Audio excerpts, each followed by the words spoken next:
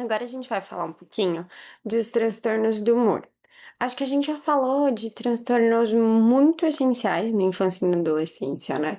A gente falou bastante de neurodesenvolvimento, que é uma coisa que tá muito em voga hoje em dia, que é uma coisa que vai chegar muito para vocês, porque é um dos principais motivos da gente pedir um neuropsicológico. A gente falou dos transtornos ansiosos, que são muito difundidos no discurso popular e muito frequente na infância e na adolescência, mas eu acho que o transtorno do humor, ele bom, acho que por ser os ambulatórios que eu sou voluntária, mas também eu acho que mexe em lugares literários também, né.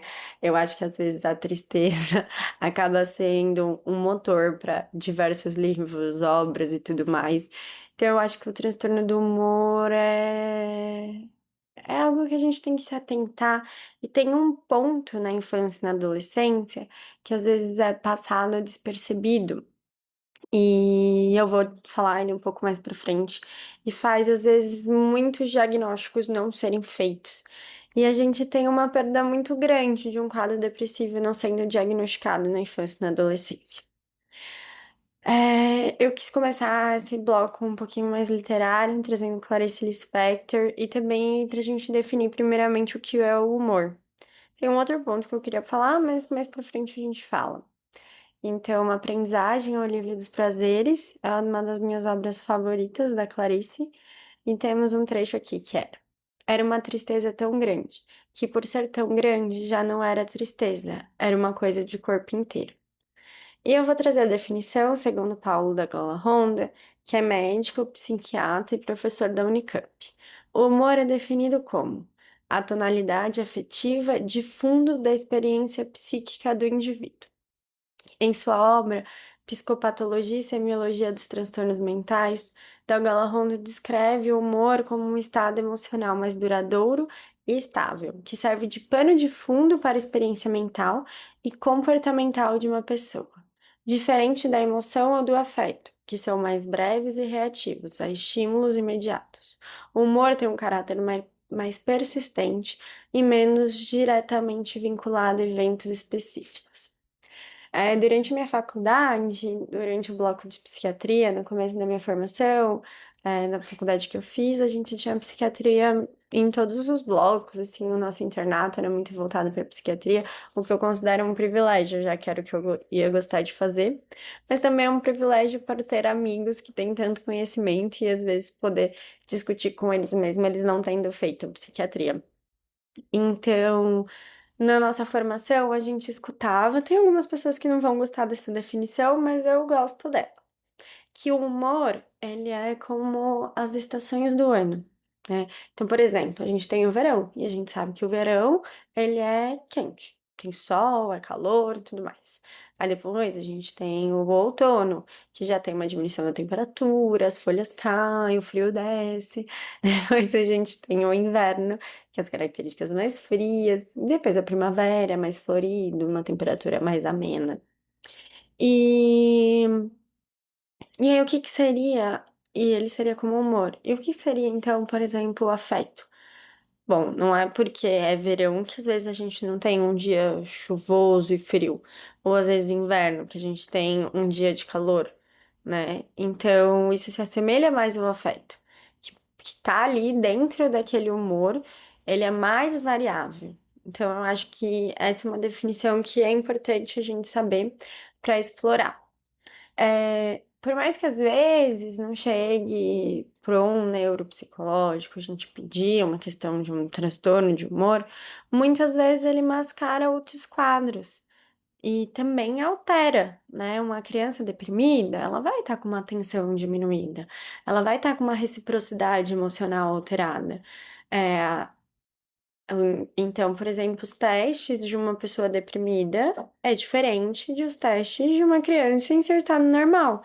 Então isso também é muito importante a gente saber para validar aqueles testes que a gente está fazendo e entender melhor os diagnósticos. Eu acho também que a gente não pode esquecer que a psiquiatria como um todo, mas principalmente a psiquiatria da infância e da adolescência, ela não é uma fotografia, né. Eu acho que às vezes eu acho, vocês viram como eu comecei, tá bom? Não tô trazendo nenhum artigo para validar minha opinião, mas como experiência, né. Muitas vezes a gente atua ou é paciente em cenários que consultas demoram 10, 15 minutos. Isso faz, às vezes, a gente se atentar somente a uma fotografia, e não a um quadro como um todo. E a fotografia do transtorno de humor, às vezes, se assemelha a diversos outros transtornos. Por exemplo, uma criança retraída, uma criança sem contato visual, uma criança que não tem saído com os amigos, é uma foto. E essa foto parece com TEA, parece com uma ansiedade social, parece com um transtorno do apego, parece com muitas coisas. Mas como que ele era além disso? O interesse é o que mais pode nos levar a melhores diagnósticos. Se interessar por aquele paciente, como ele era antes, é o que pode ser diferencial para a gente fazer um bom diagnóstico. Então, um transtorno depressivo maior. A depressão em geral, né, da infância, ela tem uma prevalência de 3% na idade escolar, e a gente tem uma prevalência ali, quando foca só em adolescentes, mais para 5 a 8%. Antes disso, ela está mais em volta a 1%. Então, a prevalência ao longo da vida seria de 11, no último ano de 7,5 e casos graves de 3%. A distimia já é um pouquinho mais rara, a gente vai para 1,8 e a gente vai fazer essas definições de transtorno depressivo e distimia mais para frente. Temos uma diferença de por idade, eu acho que nos transtornos ansiosos já começa a aparecer isso, enquanto as questões mais genéticas ali do neurodesenvolvimento ou da esquizofrenia é mais comum em meninos, esses diagnósticos que já vão ficando um pouquinho mais para frente, eles já são mais comum em meninas, tá? Como eu disse, a prevalência aumenta na adolescência e as meninas apresentam taxas bem mais altas que meninos. E eu acho que isso pode ser um momento para a gente refletir, né, por que que meninos deprimem menos que meninas, principalmente na adolescência. Deixa eu ver se eu coloquei aqui para vocês a heredabilidade. Não coloquei a heredabilidade, então eu vou falar para vocês. A gente tem alguns fatores de risco para a gente ter o diagnóstico psiquiátrico, e a gente tem por exemplo, fatores de risco genéticos. Só que se a gente tem um fator genético muito alto, né, por exemplo, uma heredabilidade muito alta, isso quer dizer que o ambiente tem menos influência sobre isso. Então, por exemplo, transtornos do neurodesenvolvimento. São coisas que aparecem muito precoces. Então, por mais que a gente tenha um ambiente ali, como a gente falou da epigenética, não é um ambiente que está acometendo aquela criança há muito tempo. Então, a gente sabe que tem mais fatores genéticos para aquela doença do que fatores ambientais. Como a gente vê aqui uma doença que vai aumentando conforme o tempo, a gente também pensa nessas questões ambientais maiores. E se a gente tem uma diferença de meninos e meninas, é porque esse ambiente é muito diferente, principalmente na adolescência. A gente tem diversos fatores patriarcais que fazem com que questões principalmente estéticas para meninas nessa idade seja um fator de risco muito importante para elas. Eh, Além de outras demandas sociais. A gente tem, de fator de risco genético, pais com depressão ou outros membros da família com história familiar. Já de fator de risco, né, familiar, assim, a gente pensa em pais que fazem uso de substâncias, então vocês percebem que é diferente do fator de risco genético. A gente está falando um pouco da dinâmica familiar. E uma estrutura familiar de risco, às vezes com algumas vulnerabilidades, algumas violências, menos acesso. De fator de risco mais socioambiental, a gente pensa no bullying e hoje em dia o cyberbullying, que é muito comum, e a pobreza. E de fator de risco individual, a gente pensa num episódio prévio, numa ansiedade e numa baixa autoestima. Por isso que eu estava falando dessa questão das meninas, né? Mais pra frente a gente vai retomar um pouquinho um artigo, mas pensar o quanto essa questão da autoestima, da comparação de corpos, no momento a gente tem visto uma valorização da magreza extrema, então esse ideal muito difícil de ser alcançado vai repercutir na saúde mental das crianças, tá? A etiologia, ela é multifatorial. Ela tem a epigenética, as vulnerabilidades e as influências ambientais. Continuando, uma das principais questões do transtorno depressivo é o risco de suicídio. Não é a doença que tem um risco de suicídio maior, tá? Que mais tem risco é o episódio é o transtorno afetivo bipolar, principalmente o episódio misto, mas 30% dos adolescentes com transtorno depressivo relataram ideação suicida no último ano, e mais de 10%, então é um número muito grande, tentaram suicídio. Então é uma coisa para perguntar. Outra coisa, é importante perguntar sobre suicídio? Sim, é importante. Você perguntar sobre suicídio não aumenta as chances, você não vai colocar essa ideia na cabeça da pessoa. Isso já foi comprovado em diversos artigos. E o tratamento? A gente sabe que apenas 34% dos adolescentes receberam tratamento específico para o transtorno. Somente 35% buscaram um tratamento no setor de saúde mental. Como eu já disse anteriormente, crianças menores, né, pré-púberes ou até mesmo pré-escolares, têm taxas muito menores, entre 0,5% e 1,9% em crianças pré-púberes nos últimos 3 meses. Em pré-escolares, menos de 2%. Antes da gente falar um pouquinho do diagnóstico, vamos falar um pouquinho de quadro clínico. Eu vou definir um pouquinho aqui em pré-púberes, né, que são as crianças antes da adolescência. O que que a gente vai ver? Às vezes a gente pode começar a perceber uma desobediência, um tédio, uma irritabilidade, algumas queixas somáticas, dor de barriga, dor de cabeça, sintomas às vezes ansiosos, redução do interesse nas brincadeiras, diminuição da interação e recusa escolar ou piora no desempenho. O que eu falei logo no começo é que tinha uma coisa que às vezes passava despercebida, é o quê?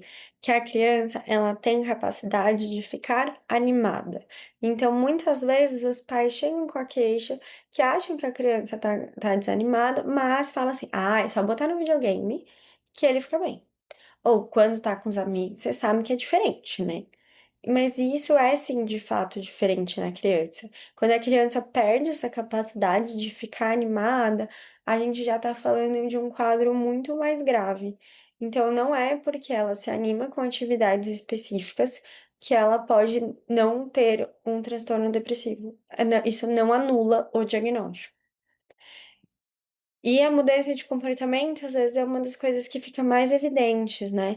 Vamos pensar que a criança, às vezes, ela não consegue trazer uma queixa tão direta ou tão na fala. Então, entender que ela era de um jeito, que ela mudou, às vezes é o que mais clarifica a questão diagnóstica. Já nos adolescentes, a gente pode ver a irritabilidade e um mau humor, a gente às vezes vê um afeto mais reativo, às vezes uma hipersonia, um aumento de apetite, queixas somáticas e uma sensibilidade extrema para a rejeição. Outra coisa também é às vezes a gente não confundir um transtorno depressivo com um transtorno de personalidade borderline. A gente pode sim dar diagnóstico de transtorno de personalidade, desde que já tenha 2 anos com aquele comportamento e que não esteja em um transtorno de humor, porque o transtorno de humor, na infância, ele é às vezes muito associado com uma irritabilidade. E a gente vai falar um pouquinho sobre essa irritabilidade aqui na questão de diagnóstico.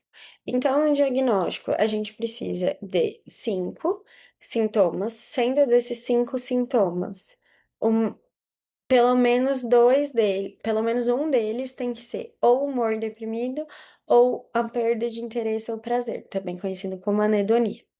E o que que tem de diferente no diagnóstico da infância e na adolescência? é que não precisa ser só o humor deprimido, pode ser humor irritável também. E por que o humor irritável? Porque a raiva, ela é um sentimento um pouco mais primário. Então, às vezes, ela aparece. A tristeza, ela precisa de uma certa elaboração. Então, às vezes, para a criança é muito difícil chegar. E o que vai aparecer é esse humor irritável. Então, a gente lembra que precisa de sintomas e de um tempo. O tempo aqui é de 2 semanas. Então, fora o humor deprimido e anedonia, a gente precisa de perda ou ganho de peso significativo ou alterações no apetite, insônia ou hipersonia, agitação ou retardo psicomotor, fadiga ou perda de energia, sentimentos de inutilidade ou culpa excessiva, dificuldade de concentração ou indecisão, pensamentos de morte, ideação e suicida. As questões de sentimento de inutilidade ou culpa excessiva já vi em crianças pequenas, mas é mais comum a questão dos adolescentes, tá? Porque exige um pouquinho mais de recurso de elaboração e não só de elaboração, mas também de conseguir comunicar isso.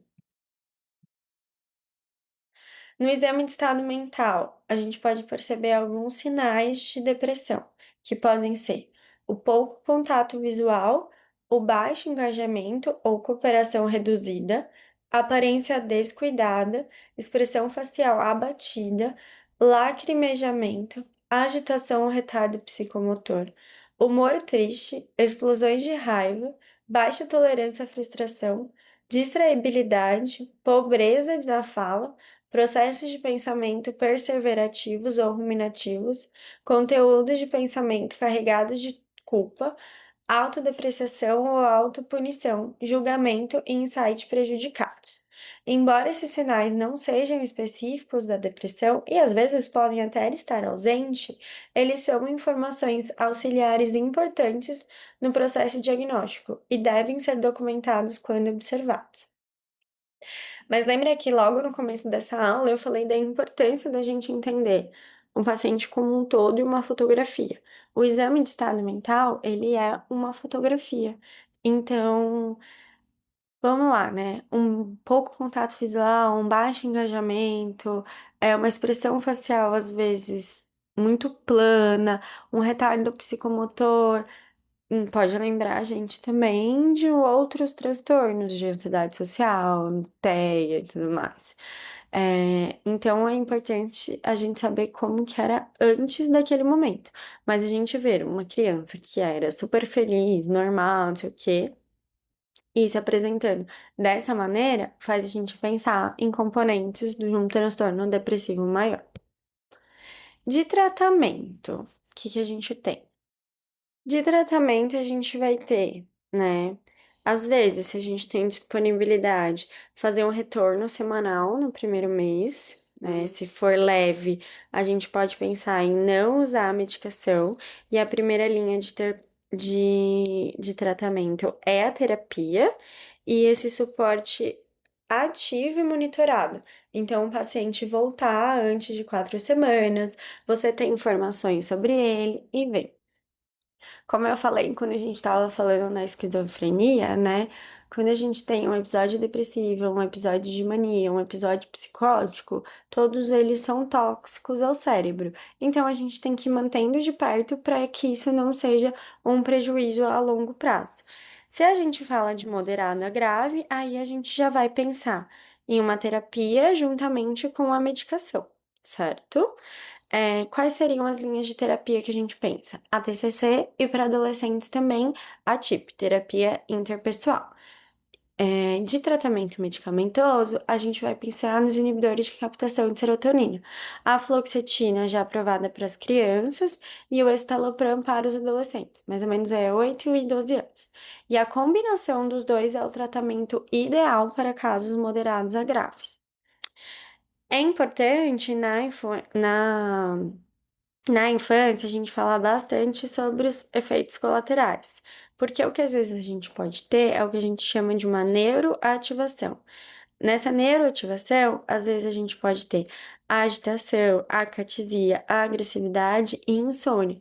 isso não necessariamente é um episódio de mania induzido por drogas, tá? É só ele fica um pouco mais agitado e isso diminui. Se a gente tá falando de um aumento de energia rápido e às vezes de um caso muito grave de depressão, isso pode aumentar o risco para suicídio. Então, isso precisa ser bem informado e bem orientado para os pais estarem próximos e fazerem um zelo importante, tá? De comorbidade, a gente tem entre 40 a 90% de comorbidade. A gente falou nos transtornos ansiosos, né? A gente falou também no TDAH, sobre o risco de depressão, nos transtornos de conduta e no TOC. É... E geralmente, quando a gente tem um episódio depressivo associado a uma comorbidade, a gente tem um pior prognóstico, tá? É, A gente costuma pedir exames laboratoriais para diagnóstico diferencial, então, às vezes, se não é uma anemia ou uma hipovitaminose que está causando aquele episódio depressivo. Então, também é importante investigar os padrões alimentares, a qualidade dos alimentos e como isso tem sido cuidado. Se a gente não consegue resolver com fluoxetina, estalopram, a gente vai fazendo as trocas pro IRSS, senão a gente pensa em adjuvância, né? A gente pode pensar em uso de antipsicóticos como primeira linha, a risperidona em baixa dose. E a gente não costuma usar tricíclico na infância e na adolescência, porque não responde. E aí, como eu falei, a gente viu essa questão, né, das mídias sociais, e aqui eu queria mostrar essa tabela para vocês. Pensar que a tabela acaba em 2019, então a gente provavelmente já tem números maiores, e algo que é muito utilizado recentemente, né, que é o TikTok, a gente só tem em 2019, e o aumento significativo dele foi pós-pandemia, foi após 2020. Então, a gente tem aqui em primeiro o Facebook, YouTube, WhatsApp, Instagram. Ó, vocês verem também aqui um aumento importante. E aqui, importante, a gente tem o Twitter, né, que agora é o X, TikTok. Então, é um número muito alto. E se a gente pensar, né, a gente não... Quando eu tinha meus 10 anos, não, nem existia direito o celular em casa. E eram só para coisas de trabalho da minha mãe. E hoje em dia, cada um tem seu celular. Então é muito importante a gente saber que uso essa criança está fazendo, que nem deveria fazer, mas está. Então, o que que ela é exposta? O que que ela busca nessa internet?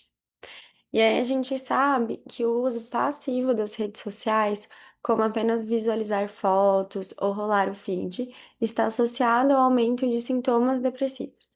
Esse tipo de uso pode piorar o humor, diminuir o bem-estar e reduzir o sentimento de pertencimento, o que leva à solidão e, consequentemente, à depressão e ao estresse. Além disso, o uso excessivo está ligado a menor apoio social fora da internet, tanto da família quanto dos amigos. É um sentimento muito ambíguo, se você parar para pensar, né? O celular, ele amplia a sua rede, mas ele também diminui, porque você fica mais conectado a ele do que ao ambiente que você está inserido. Então, você acaba tendo um isolamento, que é um fator de risco para um episódio depressivo. Além disso, quando você olha fotos, você entra em um estado de comparação, um certo ideal do que você está buscando. E isso vai entrar em pontos, por exemplo, como os ideais de beleza, os ideais de padrão de corpo. E isso pode afetar a autoestima. Como a gente viu, a autoestima também é um fator de risco. Outras coisas, o cyberbullying, que começou a existir muito mais. Então, às vezes, fazer uma postagem e receber comentários maldosos, ou às vezes ataques por outras vias. Isso também é um fator de risco importante. E pensar que também é um pouco de uma terra sem lei. Uma criança, ela antes era inserida em ambientes completamente vigiados, né? A gente tinha um ambiente escolar e às vezes uma atividade física, um outro centro, em que havia um certo controle ali de espaço. Na internet não tem essa vigilância. São, são ali uns 50% sendo muito positiva, de pais que realmente checam o que os filhos estão fazendo. E essa checagem, às vezes, ela é posterior, naquele momento que às vezes alguma coisa aconteceu, ou que algo foi dito, ou que a criança teve o desejo de se comunicar e não soube se expressar, não há uma vigilância. Então, também isso aumenta a exposição e os riscos que essa criança está sujeita, também contribuindo para um transtorno depressivo. Nesse momento também é importante a gente falar sobre a questão do suicídio, né? O suicídio é, em países desenvolvidos, a primeira causa de morte entre jovens de 15 a 25 anos. Então é algo bem importante, né? Adolescentes, a gente tem que o uso de benzodiazepínicos e álcool como facilitadores para isso. É, num caso de um fator de risco para suicídio ou uma ausência junto com uma ausência de suporte ou um alto risco, a gente já pensa como falar sobre um alto risco, a gente deve promover uma internação para maior segurança dessa criança. De fatores de risco, então, né, a gente tem uma tentativa prévia e os transtornos mentais. De fator predisponente e qual que seriam os fatores predisponentes e os fatores precipitantes? Então, o fator predisponente é a base. Então, é o que? Às vezes, as questões familiares, que já está inserida há um tempo, essa tentativa prévia, o próprio histórico genético, o transtorno mental, tudo isso está ali como base. E o precipitante é aquela última gota d'água. Então, às vezes, um término de relacionamento, ou ausência da medicação, uma briga intrafamiliar, uma perda de primeiro emprego, uma nota ruim, todos um cyberbullying é aquela última gota que pode promover isso, né? E às vezes também a gente consegue encontrar fatores de risco na descrição do sofrimento. Então, quando a gente vê uma descrição de uma dor incapacitante, intolerável, interminável, tem uma palavra também que é muito comum de usar, essa desesperança. Também é um fator de risco que vai contribuir para o suicídio. E às vezes uma ambivalência. Também eu vou explicar um pouquinho para vocês sobre o efeito Vetter.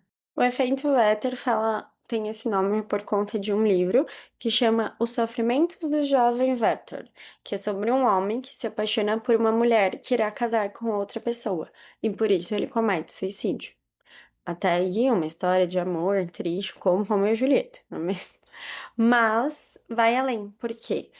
Após essa publicação, houve um aumento no número de suicídio de muitas pessoas na Europa, que inclusive se cometeram esse ato com uma pistola, muito de forma muito parecida com as do protagonista.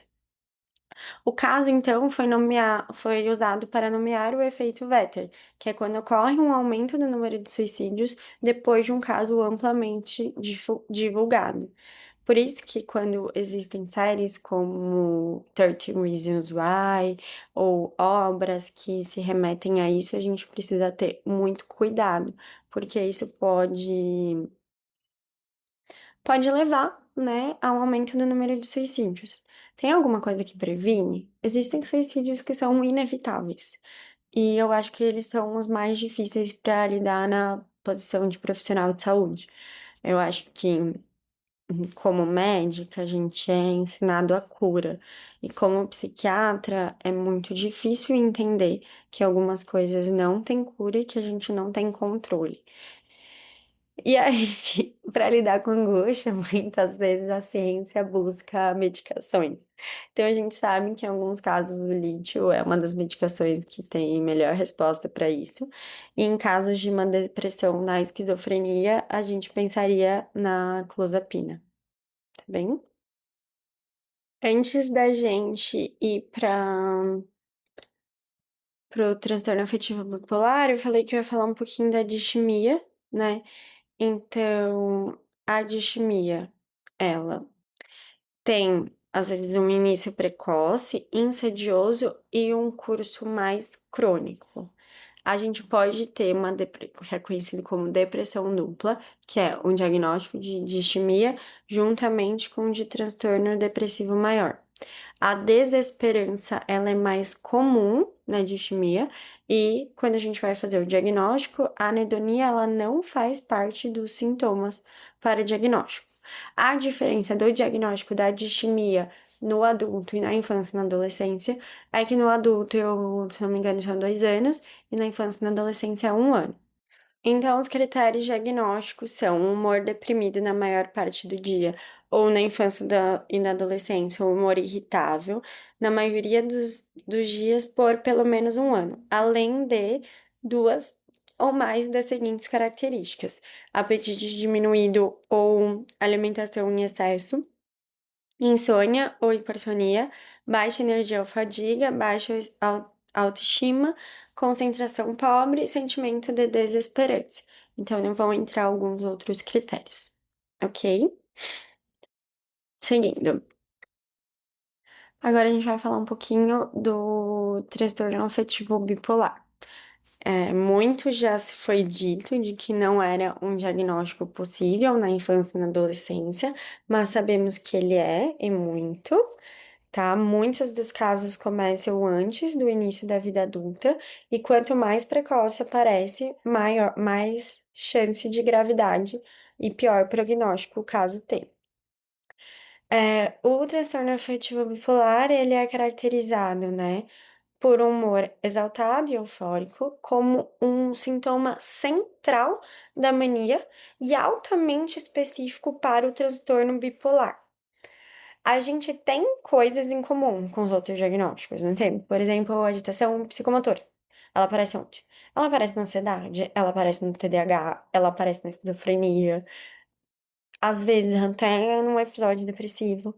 Mas esse humor exaltado e eufórico é muito raro aparecer em outros diagnósticos. Por isso, ele é considerado altamente específico para o transtorno bipolar.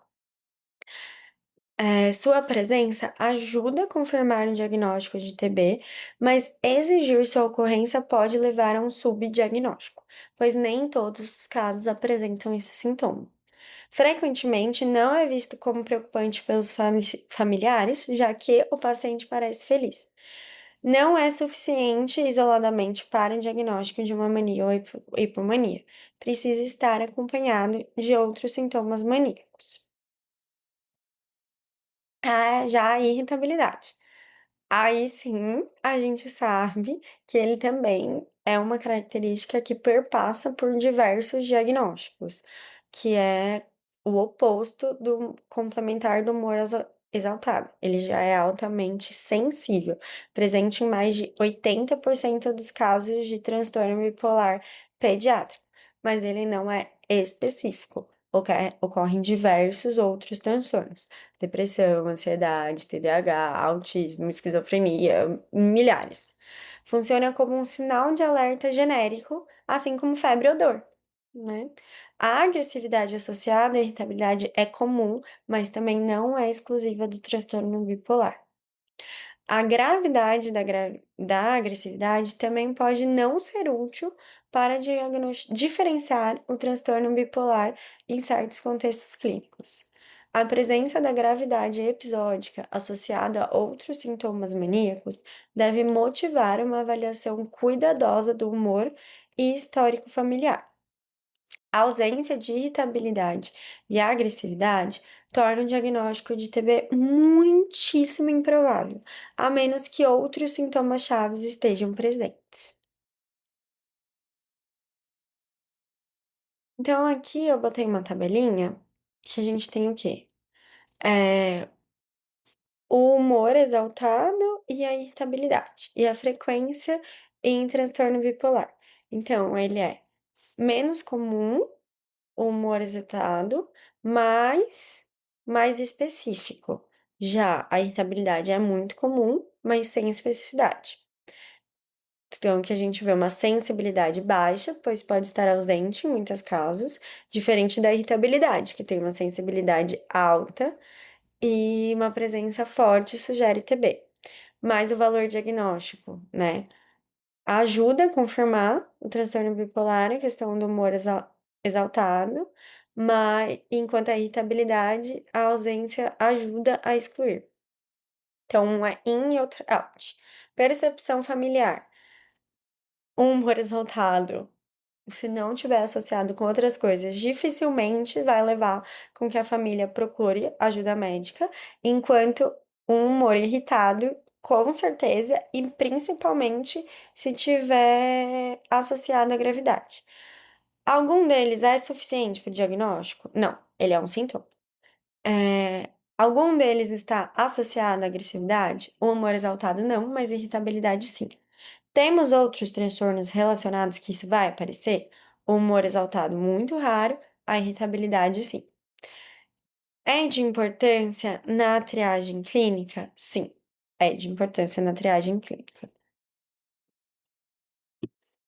Voltar aqui em cima e passar aqui para vocês. Qual que seria a prevalência? A prevalência em adultos é de 12 a 36%. Já na infância e na adolescência, a gente tem uma estimativa entre 0,6 a 1,8%.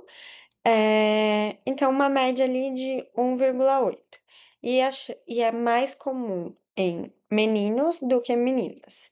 Já o TAB tipo 2 parece ser mais comum em meninas. Em estudos retrospectivos em adultos com transtorno bipolar, relataram que 10 a 20% tiveram início antes dos 10 anos e até 60% antes dos 20. Então, o diagnóstico precoce é de extrema importância. O transtorno afetivo bipolar em adultos é frequentemente precedido por transtornos comportamentais e transtornos de ansiedade na infância. O início precoce está associado a um curso mais grave da doença e a um pior prognóstico, ok? Alguns dos sintomas de mania ou hipomania, por exemplo, instabilidade emocional, mau humor, obstinação, egocentrismo, podem ser comportamentos normais e passageiros de uma criança ou de um adolescente.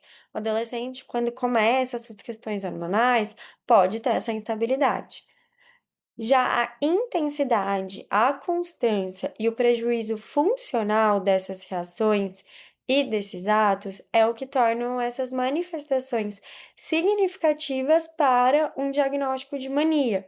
Por isso, o diagnóstico, na maioria dos casos, só é realizado quando a criança ou adolescente apresenta um grave prejuízo no funcionamento global.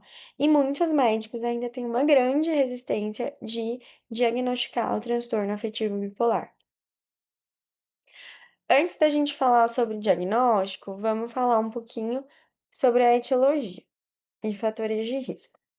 Então, a gente sabe que a etiologia é multifatorial, mas a gente sabe que tem uma habilidade um pouco mais alta, que é de 70%, que é muito grande. Geralmente, o primeiro episódio é um episódio de mania, e após o primeiro episódio, cerca de 60% dos pacientes apresentam um episódio depressivo, 21% entram em um episódio de mania, 15% tem outro episódio de mania e 5% tem um episódio misto. É, a, a história natural do transtorno afetivo bipolar às vezes começa na uma infância. Temos duas, tá? Uma infância que já começa com um transtorno de neurodesenvolvimento, por exemplo, TDAH, evoluindo às vezes para um TOD e um episódio depressivo, ou quando tem uma origem mais ansiogênica, vinda de um transtorno de ansiedade que vai para um TOC. Início da adolescente, eles deprimem e no fim da adolescência abrem um episódio de mania ou hipomania. A comorbidade mais comum que a gente tem no transtorno afetivo bipolar é o TDAH.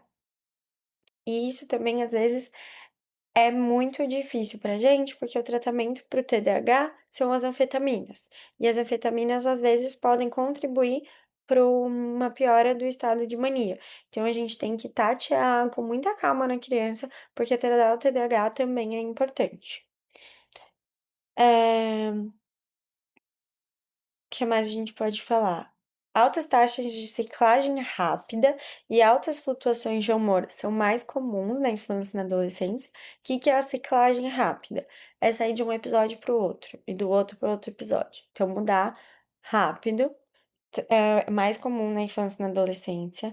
É mais difícil a estabilização, às vezes a gente tem uma menor adesão e a gente tem maiores taxas de suicídio e uso de substâncias, um episódio de mania principalmente.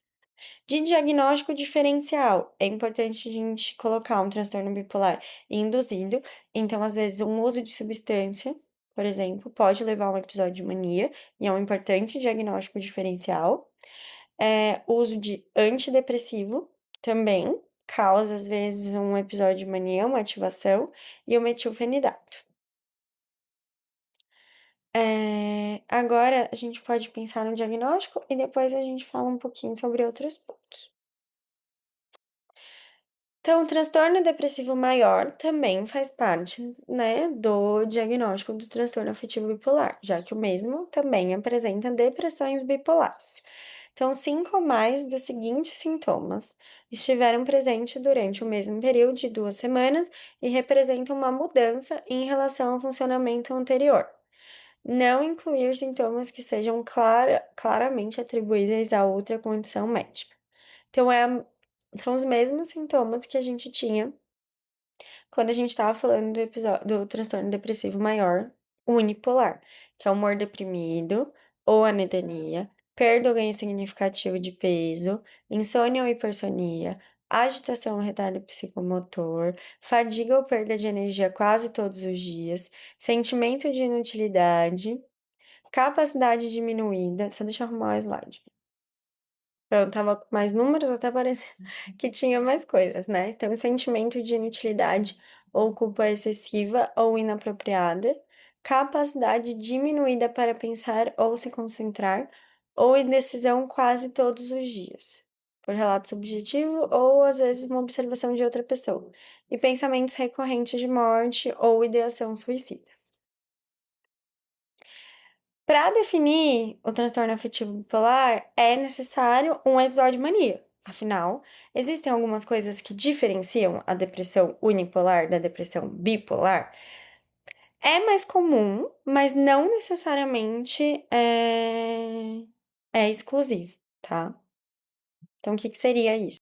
Na depressão unipolar, bipolar, a gente tem às vezes maior gravidade, maior prejuízo funcional e às vezes uma depressão atípica. O que que caracteriza uma depressão atípica? Hipersonia, aumento de energia, de agitação, né? Ó, então seriam esses outros pontos. Então, numa depressão típica, a gente espera perda de peso, a gente espera insônia, a gente espera retardo psicomotor. Isso, esses 3 pontos principalmente. Numa depressão mais atípica, a gente tem, às vezes, ganho de peso, a gente tem hipersonia. E a depressão atípica é mais comum na infância e na adolescência e na depressão bipolar. Não é uma característica excludente, mas é uma coisa que faz a gente pensar, tá? A gente tem também na depressão bipolar mais risco de suicídio e autolesão, e é mais comórbida com transtornos disruptivos e ansiosos. E aí, quando a gente vai falar da questão da mania, então, a mania, a gente estava falando do transtorno bipolar, a gente falou do humor exaltado. Na mania, a primeira coisa que aparece é a necessidade de sono reduzido. Ele é um marcador precoce. Então, para pacientes que já têm transtorno bipolar, quando eles percebem que começa a diminuir essa necessidade de sono, e, gente, tem sono reduzido é diferente de diminuição de necessidade de sono. O que que é isso? "Nossa, doutor, eu dormi 2 horas essa noite, eu estou ótimo, fiz tudo, não dormi à tarde, consegui completar todas as minhas coisas", que é diferente de dormir 2 horas, acordei cansado, dormi à tarde, passei o dia sonolento. Então, temos sono reduzido, que é diferente de necessidade de sono reduzido.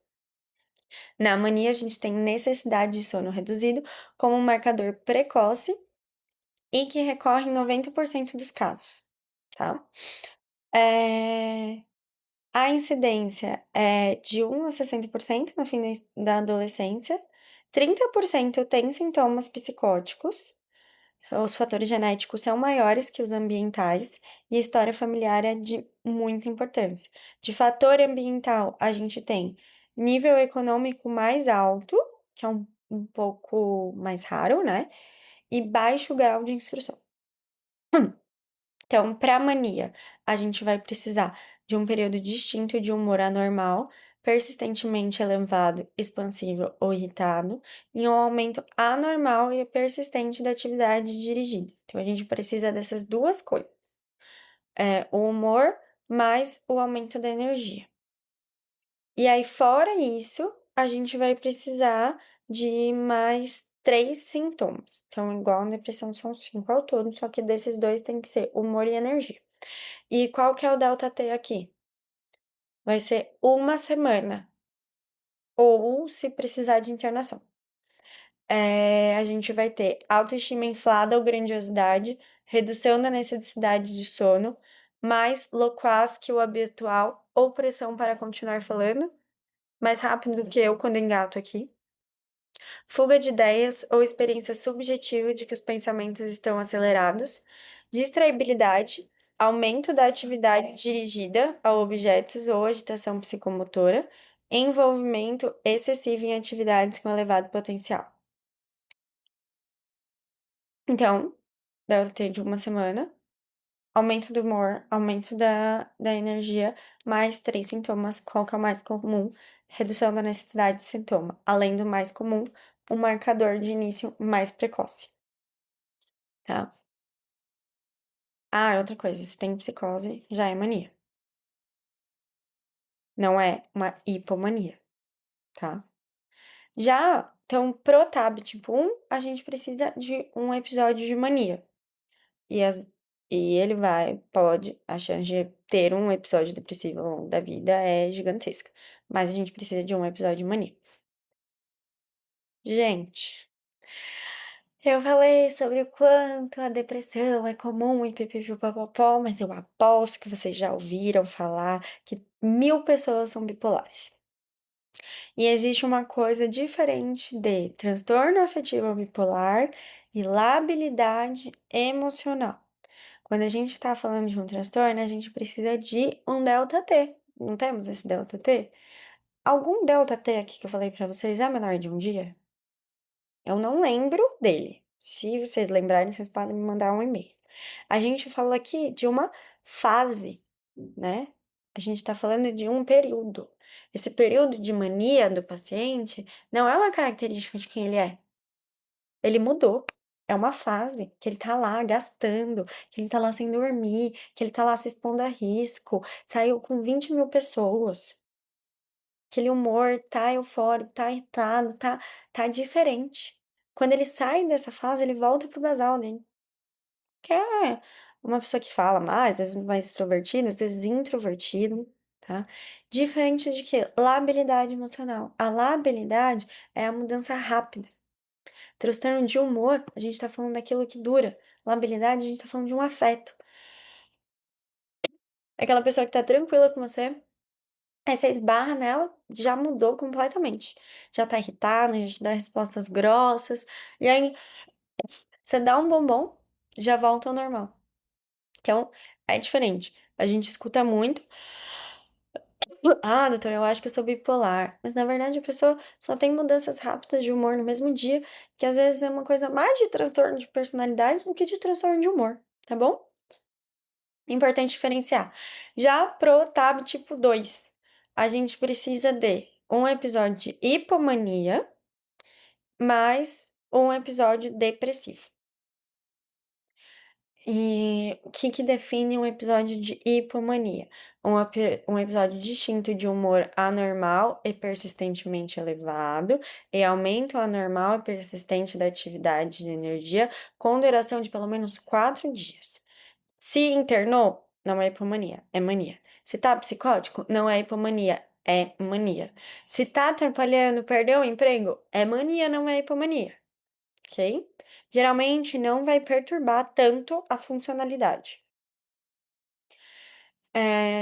Além disso, precisa de 3 ou mais: autoestima, redução da necessidade de sono, mais loquaz, fuga de ideias, distraibilidade, aumento da atividade dirigida, envolvimento excessivo em atividades com consequências dolorosas, por exemplo, compras, algumas atividades sexuais, entre outras. É muito importante a gente tratar mania e hipomania, porque a gente está falando de riscos que os pacientes se expõem e quando eles voltam ao estado normal, eles se recuperam, né? Quando estava no internato, eu lembro muito de uma paciente que ela tinha um caderninho e ela falava que ela não conseguia entender por que que ela estava internada. Ela só tinha feito compra de um batom na Avon e um ventilador, porque não sei se vocês sabem, mas Marília é uma cidade muito quente e ela queria um ventilador. Quando a gente foi fazer a anamnese objetiva com a família e vimos esse caderninho que ela tinha anotado, sabemos que ela fez a moça da Avon muito feliz, porque ela gastou R$ 2.000 em produtos de Avon e ela comprou 5 ventiladores. Então é um gasto um pouco excessivo. E, né, a gente às vezes fala de pacientes em condições vulneráveis, e esse dinheiro é um dinheiro que faz muita falta para eles, né? Ah, ela internou, a gente não tá falando de uma hipomania, a gente tá falando de uma mania. O episódio está associado a uma mudança clara no funcionamento que não é característica do indivíduo quando o mesmo está assintomático. As comorbidades mais frequentes são os transtornos ansiosos, o TDAH, o abuso de substâncias e o transtorno opositor desafiador. Outra coisa, a gente já teve um caso na enfermaria de infância e adolescência de um paciente que fugia de casa, que andava por toda a cidade, que às vezes cometia furtos. E aí você pensa num transtorno de conduta. Só que quando você ia explorar isso, o paciente tinha fases que ele fazia isso. Então ele começava a não dormir, começava a andar pela cidade, e aí ele cometia esses roubos, que estavam muito mais associados a um episódio de mania, junto com o TDAH, que é muito impulsivo, do que a um transtorno exatamente de conduta. Se você for ver os critérios, ele classificava, mas se você for pensar no que promovia essas questões, aí que é importante a gente explorar uma história, porque às vezes, né, transtorno de conduta, o tratamento é, por exemplo, terapia e, às vezes, em caso muito grave, um uso de antipsicótico, mas você estabilizou o humor do paciente? Então, esses episódios iriam continuar acontecendo. O tratamento, a gente tem ele é medicamentoso e ele vai se diferenciar entre mania, depressão e estabilização. A gente precisa de uma aderência ao tratamento e de um segmento multidisciplinar, tá? Então, terapia, psicoeducação, às vezes ver aqui que essas matérias que foram perdidas nesses episódios, né? Então, acompanhar com a escola. Por que que é muito importante a aderência ao tratamento? Porque tem um curso crônico e cada novo episódio é tóxico e pode haver perdas cognitivas. Então, lembra que eu falei da esquizofrenia que ela acontecia em degraus? Mas se a gente tem episódios de mania muito graves, com psicose, o paciente não faz assim, mas ele pode ir fazendo assim. Então, na infância e na adolescência, você consegue ver um retorno muito rápido. Mas às vezes você pega casos ali de um paciente de 50 anos, é até difícil você diferenciar de uma esquizofrenia e de um transtorno afetivo bipolar que não teve aderência. Então é muito importante psicoeducar o paciente, porque ele vai ter que lidar com isso, e a família, para ela entender a importância dessa medicação. Eh, então a terapia deve ser individual e familiar, e os antipsicóticos de segunda geração são os mais eficazes, principalmente acima de 10 anos. A gente precisa fazer um transtorno de manutenção de pelo menos 1 ano, e se recorrência, aí já ficam 2 anos ou mais, tá? O aripiprazol e o lítio é aprovado só a partir dos 12 anos. Lamotrigina e divalproato, eles não são aprovados, às vezes são usados em off-label para depressão bipolar, a lamotrigina. E os antipsicóticos, eles também têm as respostas mais rápidas, né? Então, a risperidona é utilizado e o lítio a partir dos 12 anos.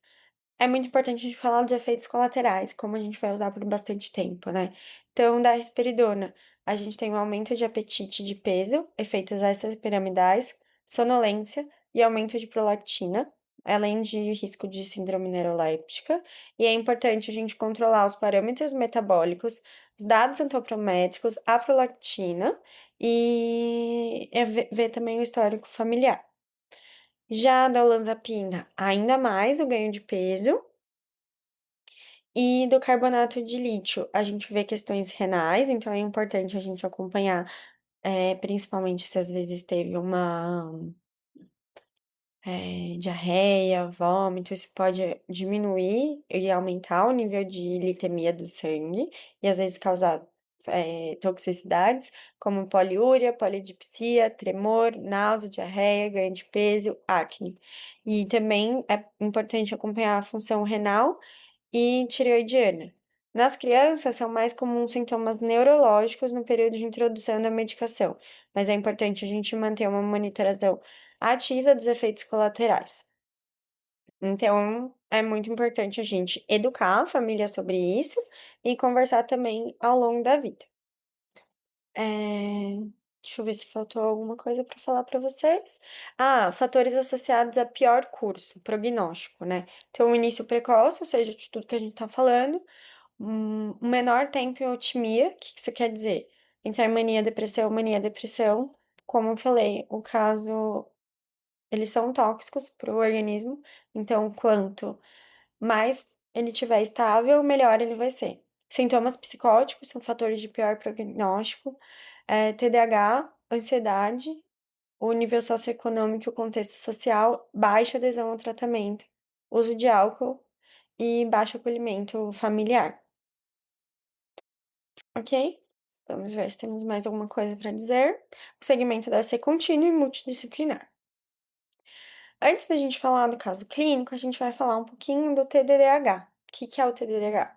É o transtorno disruptivo da desregulação do humor. É um diagnóstico um pouco mais novo. Ele vem para a gente tirar um pouco, como a gente falou lá no começo, sobre a irritabilidade. Antes, a irritabilidade era tida como um transtorno afetivo bipolar ou um prognóstico para o transtorno afetivo, um prognóstico não, né? Um fator de risco para o transtorno afetivo bipolar. Quando começou a categorizar no DSM o transtorno disruptivo desregulação do humor, percebeu que ele não era o maior risco para transtorno afetivo bipolar, e sim para a depressão. Então, qual seria isso, né? A gente precisa de pelo menos um ano, um humor irritável, com explosões de raios por pelo menos 3 episódios. Na semana, 3 ou mais vezes por semana. São inconsistentes com o nível do desenvolvimento e elas são recorrentes e gravemente manifestadas. Às vezes não precisa de agressividade física, mas pode ser considerada agressividade verbal. O humor entre as explosões de raiva é persistentemente irritável ou zangado na maior parte dos dias. Então, não é, por exemplo, tem a explosão de raiva e se regula e fica eutímico. Não, tem a explosão de raiva e tem um humor irritável basal. Precisa ter pelo menos um ano. O diagnóstico ele é feito entre os 6 e os 18, não é um diagnóstico da vida adulta. E as explosões de raiva e o humor irritável, ele tem que aparecer antes dos 10 anos. Então, chegou uma criança de 12, você pode dar esse diagnóstico desde que os pais contem uma história que seja anterior aos 10 anos. Acho importante a gente falar desse diagnóstico. Ele vem sendo explorado recentemente e incluído em muitos estudos para a gente trabalhar a irritabilidade e esses diagnósticos diferenciais também. Outro diagnóstico que também às vezes acomete adolescentes é o transtorno dismórfico. Dismórfico não, é o transtorno disfórico pré-menstrual, né? Às vezes acomete 5% das mulheres adultas, que são crises repetidas de uma labilidade emocional importante uma irritabilidade, uma disforia associada com sintomas ansiosos que ocorrem uma semana antes da menstruação e melhoram após. Para fazer esse diagnóstico, é preciso acompanhar pelo menos 2 ciclos menstruais. Então, também, às vezes, é um diagnóstico importante para a mulher. O tratamento é terapia, mas às vezes podem ser utilizados inibidores de recaptação serotonina. Para o TDAH, que é o transtorno de desregulação do humor, também a principal linha de tratamento é a terapia. Acho que falamos tudo. Vamos aqui agora falar sobre um caso clínico. Então, paciente. Opa, eu aqui em cima, pronto. Paciente de 13 anos, mora com a mãe e com o irmão, de 17. Os pais são separados desde 2015. Não se recorda muito bem, o pai nunca foi muito presente, não ouvia muito. Está no 8º ano, não gosta de ir pra escola. Seus amigos são mais velhos, e mudou para esse colégio no último ano. Conta que faz tratamento desde os 8 por uma ansiedade de separação e começou a terapia há 2 anos.